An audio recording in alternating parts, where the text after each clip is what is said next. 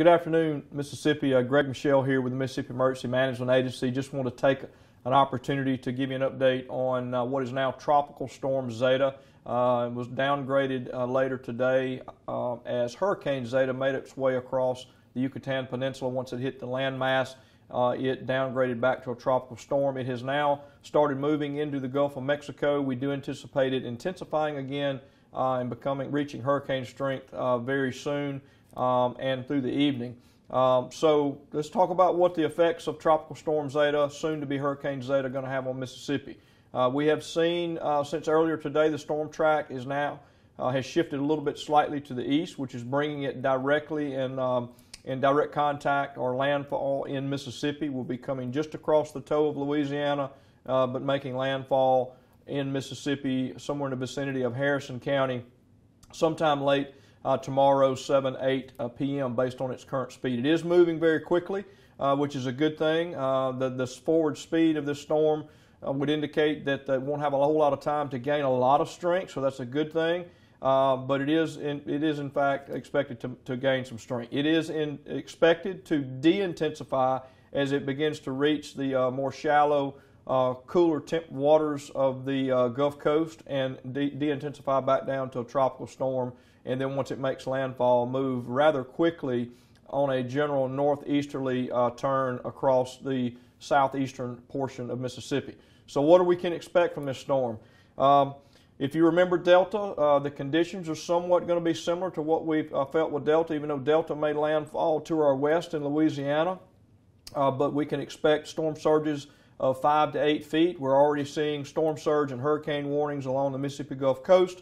So 5 to 8 foot potential for storm surge, 3 to 6 inches of rain in certain areas in southeastern portions of Mississippi, and then of course wind gusts in upwards of 75 miles an hour. Again, it depends on just how strong this storm becomes tonight as it's out in the middle of the Gulf of Mexico, and before it starts de-intensifying is going to depend on the type of wind speeds. But we're going to see some tropical storm force winds. We'll start seeing the conditions of this storm sometime early afternoon around 1 or 2 o'clock, and then those conditions will gradually increase as it makes landfall sometime around 7, 8 p.m. tomorrow. And again, it's basically going to do a northeasterly hook as it makes landfall right over the southeastern counties of Mississippi and then into Alabama, and hopefully will quickly move out of our state sometime early Thursday morning or Thursday afternoon. The storm should move out of our area.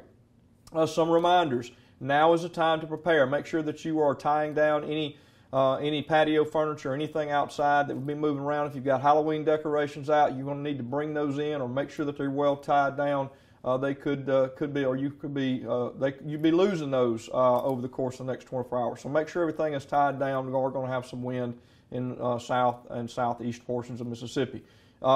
Make sure that your emergency preparedness kit is ready to go. If you recall from Delta, even though Delta was not considered to be a very strong storm, we did have significant power outages as a result of that storm. We can anticipate power outages with this. For Delta, we had upwards of 100,000 people without power right after Saturday morning, right after that storm made landfall, and some folks did not get power turned back on for some 7 to 10 days. So you need to anticipate that depending on where you're located.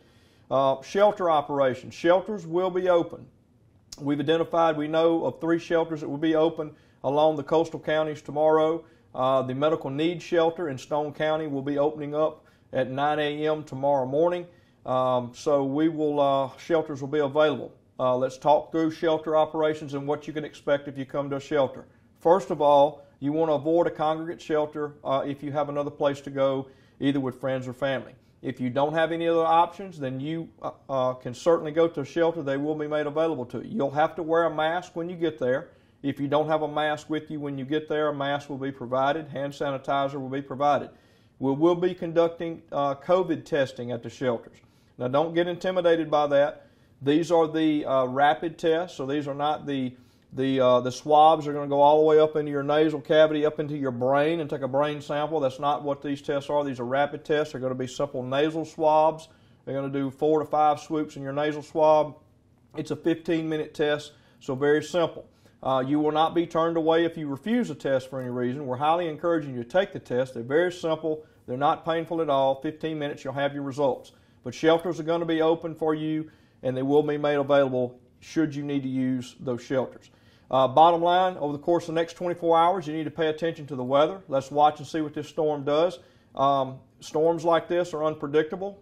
The storm track could change. The storm could become and intensify, which would mean that when it makes landfall, even though it will de-intensify, it could possibly be stronger than what we're anticipating right now. We hope that's not the case, but just stay vigilant.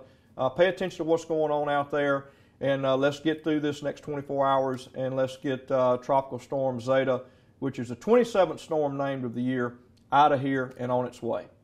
Have a great evening, everyone. Thank you.